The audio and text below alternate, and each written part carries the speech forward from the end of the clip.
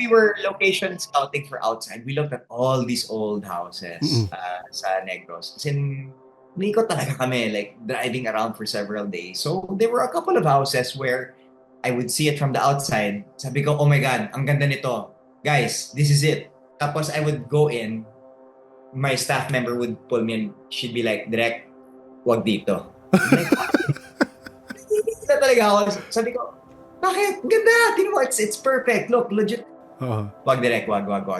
May, may something. Sabi ko, So, sabi ko, basta may nagagalit daw or apparently, yeah, like, depending on where we would go, there would be different entities daw just already, like, may isang house daw dun na, hindi nakatayo naka-suspend daw from the roof, tapos ang sama daw ng tingin sa amin. Tapos sabi niya, wag na direct, masama yung balak. Wag na. Shit.